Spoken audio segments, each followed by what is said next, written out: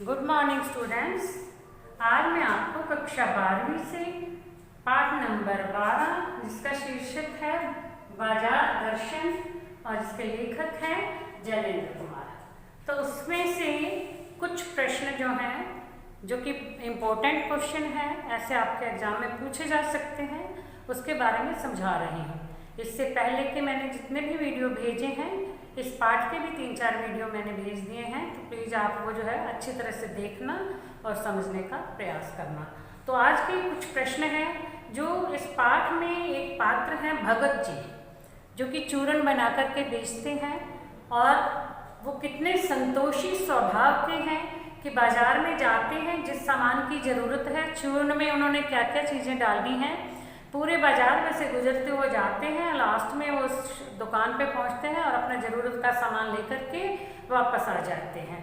रास्ते में आते हुए बाजार में सजी हुई सुंदर सुंदर चीज़ों को देखते हैं, लेकिन वो उनकी तरफ बिल्कुल भी आकर्षित नहीं होते हैं, क्योंकि वो भरे मन से बाजार जाते हैं। वो सोच कर जाते हैं कि मुझे क्या चीज़ लेके आनी है और अपनी आवश्यकता का सामान खरीद करके बड़े आराम से इधर उधर देखते हुए वापस अपने घर आ जाते हैं। उन पर बाजार का जादू कोई असर नहीं डालता है। तो उन्हीं भगत जी के बारे में कुछ प्रश्न हैं जो मैं आपको समझा रही हूँ। उसके अलावा भी बहुत से प्रश्न हैं। तो आज हम शुरू करते हैं। प्रश्न नंबर 1, अपनी आँख फोड़ने का अभिप्राय क्या है? अपनी आँख फोड़ना, इसमें लेखक ने एक पंक्ति जो इस्तेमाल की है, इस पंक्ति को बताया है। अपनी आंखें फोड़ना यानी बाजार में जाते हैं तो जो चीज़ें अच्छी लगती है ना, लुभाने वाली चीज़ों को भी न देखना।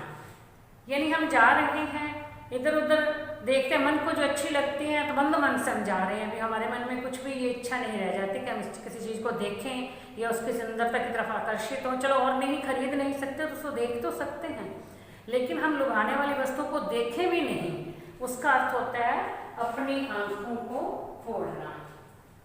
भगत जी को वह क्या प्राप्त है जो बड़े बड़े पढ़े लिखे व समझदार लोगों को भी प्राप्त नहीं है? क्या प्राप्त है?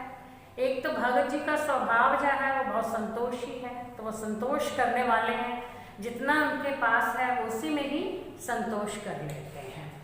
दूसरा है लोभ से मुक्ति, यानी वो उनके मन में किसी प्रकार का कोई लालच नहीं है, वो बिल्कुल लालच से मुक्त होकर के रहते हैं और सही गलत में अंतर करने का विवेक उनमें है, जो बड़े बड़े पढ़े लिखे और समझदार लोगों में भी नहीं होता। क्योंकि कई बार जो पढ़े लिखे लोग हैं या बहुत समझदार लोग हैं और उनके पास बहुत अधिक पैसा आ जाता है तो उसके अहंकार में वे डूब जाते हैं और अहंकार के कारण अपनी सारी इच्छाएं जो है वो भूल जाते हैं, उन्हें खो देते हैं। लेकिन भगत जी में ऐसा नहीं है। भगत जी पर बाजार के जादू का प्रभाव क्यों नहीं होता? क्योंकि वो अपने मन में ये सोच करके ही जाते हैं कि उन्हें क्या खरीदना है और वे फिर अपना ज़रूरत का सामान लेकर के अपनी ही मस्ती से चलते हुए पूरे बाजार को पार करके वापस अपने घर में आ जाते हैं। पैसे की व्यंग्य शक्ति का आशय क्या है? पैसे की व्यंग्य शक्ति, व्यंग्य करना, हम किसी पे व्यंग्य करते हैं ना, चाहे पैसा है चाहे नहीं, अरे वाह ये तो देखो कितनी बड़ी गाड़ी लिए घूम रहा है, पैसा तो इसके पास है नहीं, व्यंग्य होता है। कई बार हम व्यंग्य करते हैं। तो पैसे की व्यंग्य शक्ति का क्या आशय बताया गया है कि मनुष्य में अधिक से अधिक चीज़ें खरीदने की चाह पैदा करना, यही पैसे की व्यंग्य शक्ति है। यानी मनुष्य का जब मन होता है ना, मन भर नहीं सकता कभी भी, और मन जो है क्या बड़ी तेज गति से दौड़ता है, हवा से भी तेज चलता है। तो इसलिए जो है इसको कंट्रोल में करना बहुत मुश्किल है। बहुत कम व्यक्ति होते हैं जो इसे कंट्रोल में कर सकते हैं। जैसे भगत जी हैं, उन्होंने अपने मन को अपने वश में कर रखा था, तो मन को वश में करना बहुत कठिन है।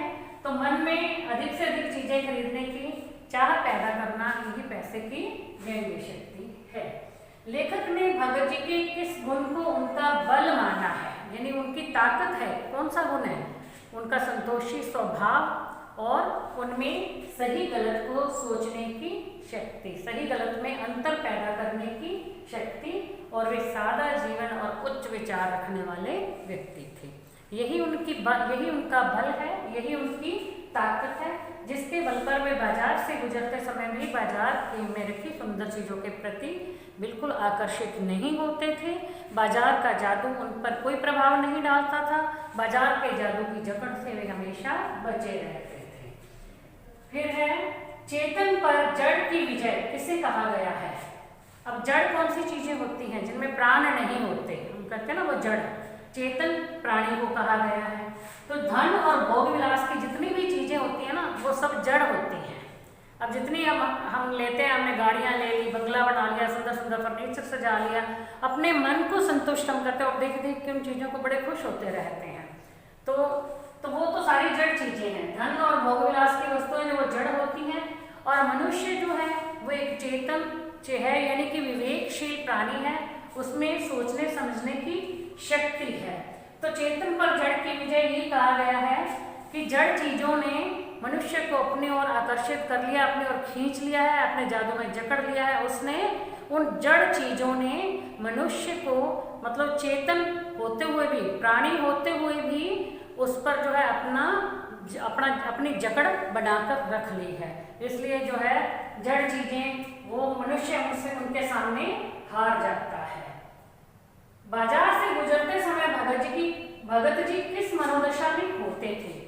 बिल्कुल संतुष्ट होते थे, ठीक है, और अपने ही विचारों में मग्न होकर के वो घर की तरफ चलते जाते थे। देखते तो सब कुछ थे, इधर उधर देखते हुए जाते थे, लेकिन वो उन्हें जो जरूरत थी ना जिस सामान की, वो सामान तो वो खरीद कर ले ही आए थे। इसके बाद वो फिर दोबारा नहीं देखते थे कि उन्हें अब और क्या चीज़ लेनी है, फिर कुछ भी नहीं खरीदते थे। बाजार की सार्थकता का क्या आशय है। बाजार कब सार्थक होता है? जब लोगों की ज़रूरतों को पूरा करता है।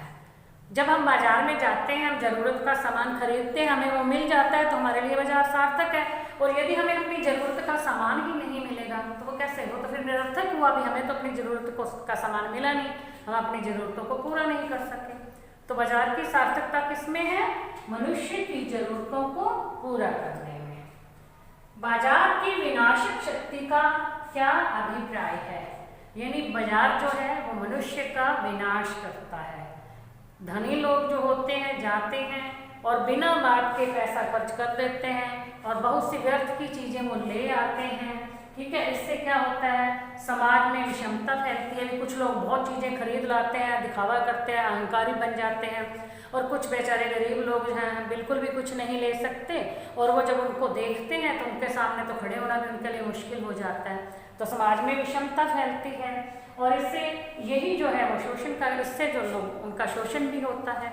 अब जो अमीर लोग हैं वो गरीबों से काम करवाते हैं, खुद तो इतना पैसा खर्च कर देते हैं, बाजार में जाके व्यर्थ की चीज़ों पे खर्चा करते हैं, और गरीब से काम करवाने के बाद भी उसे जो है उचित मजदूरी नहीं देते हैं। तो इससे उनका शोषण भी होता है। जो पैसे वाले लोग जो गरीबों का शोषण भी करते हैं। बाजारूपन का क्या आशय है? बाजारूपन का आशय है बाजार नामक संस्था को भ्रष्ट करना। अब बाजार नामक जो संस्था, उसको भ्रष्ट कौन करता है?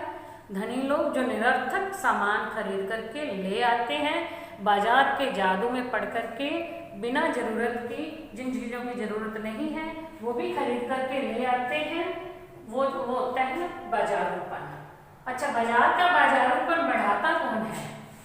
बाजार का बाजारूपन पैसे वाले अहंकारी लोग बढ़ाते हैं, क्योंकि वही बाजार में जाते हैं तो जो चीज़ें भी उनको अच्छी लगती हैं वही खरीद करके वो ले आते हैं, चाहे उन चीज़ों की आवश्यकता हो या नहीं हो, लेकिन उन्हें चीज़ें वो अच्छी लगी हैं, उनके मन को भा गई हैं, तो वो जो है उन्होंने खरीद ली हैं। इसलिए जो है ये कहा गया है कि बाजार का बाजारूपन वही धनवान लोग बढ़ाते हैं। तो बाजारूपन का मतलब है बाजार नामक संस्था को भ्रष्ट करना। तो ये कुछ प्रश्न जो थे ये भी आपके लिए मतलब बहुत ज़रूरी है याद करने, क्योंकि आपके एग्जाम में ऐसे प्रश्न भी पूछे जा सकते हैं। तो प्लीज़ ध्यान से इसे सुनें और याद करें। Thank you.